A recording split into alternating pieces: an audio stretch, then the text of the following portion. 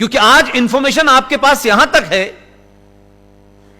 कि सऊदी अरब जहां हरमैन शरमैन है, जहां खाने काबा है, जहां हिंदुस्तान के मुसलमान हज करने जाते हैं, उस मुल्क में जहां मोहम्मद साहब मौजूद थे, जहां कुरान की आयतें उतरी, जहां वो मक्का बना हुआ है, वहां तमाम सारी चीजें हैं, वहां हर हफ्ते मस्जिद को इसलिए तोड़ दिया जाता है कि यहां सड़क चौड़ी करनी है। लेकिन हमें, क्योंकि हमारे लोगों ने, हमारे समाज के लोगों ने हमसे झूठ बोला, और जिनके फेवर में था, जिनको अच्छा लग रहा था कि यह समाज यही घुट्टी पी के सोता रहे, उन्होंने भी आपको सच बात नहीं बताई। अब अगर ये तथ्य समाज के बीच में आ रहे हैं, दुनिया के लोग इस पे चर्चा कर रहे हैं, और खुद सऊदी अरब के अंदर जो एक कम्युनिटी सेंटर था, जहां प्रॉफिट मोहम्मद साहब,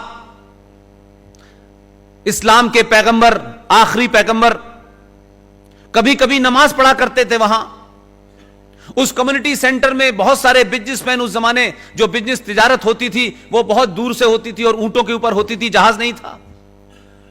कुछ लोग आके उस कम्युनिटी हॉल में सो जाते थे, कुछ आराम करते थे, किसी को नमाज पढ़नी होती थी वो नमाज भी पढ़ लेते थे। सऊदी अरब सरकार, सऊदी अरब के लोग, जहां मोहम्मद साहब थे, जहां खाने काबा है, उनको लगा कि यह कम्युनिटी सेंटर की अब कोई यूटिलिटी नहीं है, उन्होंने उसे भी तोड़ दिया।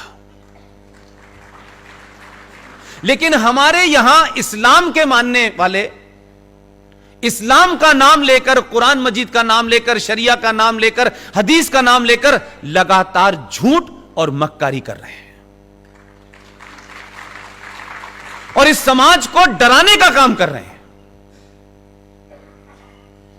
क्या हिंदुस्तान के मुसलमान, सऊदी अरब के हरमैन शरमैन की रक्षा करने वाले लोग, उनके केयरटेकर, जहां मोहम्मद साहब का घर था, जहां उनकी कब्र होनी चाहिए थी, उससे बड़े मुसलमान हैं?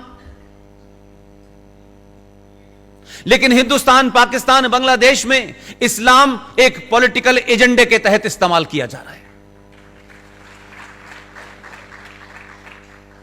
यह बात लोग कहने से थोड़ा कतराते हैं, क्योंकि सच बोलने वालों का हशर कोई पहली बार ऐसा नहीं हो रहा है। गैलीलियो नाम के आदमी को सिर्फ इसीलिए मार दिया था, चर्च ने मारा था, बाइबल में लिखा हुआ है, उस किताब ने मारा था।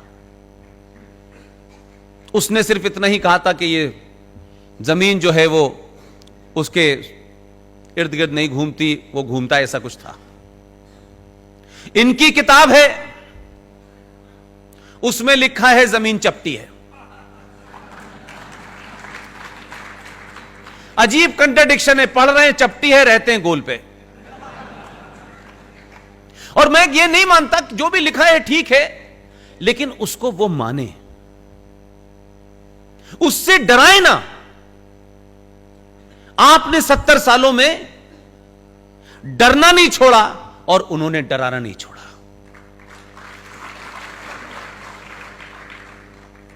इसलिए मैं बार बार कहता हूं, हमारे यहां कुछ चीजों में बहुत बहुत बार लोगों को लगता है कि ये एक 50 साल पुराना, 60 साल पुराना एक नैरेटिव चल रहा है, भाई इसको ही चलने दो, इसमें बदलाव मत करो। हम सब चाहते हैं ये भी बदले, ये भी बदले, ऐसा भी हो, ऐसा भी हो, लेकिन जब होने लगता है तो यकायक हमको लगता है कि नहीं यार, इससे तो ज्यादा तकलीफ हो रही है। हम उस तकलीफ को, उस कड़वी गोली को खाने के लिए तैयार नहीं है, जिससे आने वाला भविष्य थोड़ा बहुत सुधर जाएगा। बार बार कहेंगे हम शांति प्रिय लोग हैं, हम शांति चाहते हैं। दुनिया में कौन है, सिर्फ एक को छोड़ के, जो ये कहते हो कि हमें शांति चाहिए? जो जो कहते हैं शांति के बारे में, उन लोगों ने वही किया, वही आपको भी करना पड़ेगा। अगर आप सच में शांति चाहते हैं तो शांति भीख में नहीं मिलती, शांति हाथ जोड़ने से नहीं मिलती। यह दुनिया का नियम है, यह कोई मेरा नियम नहीं है। अगर स्थायी शांति चाहते हैं तो शक्ति का प्रदर्शन कीजिए।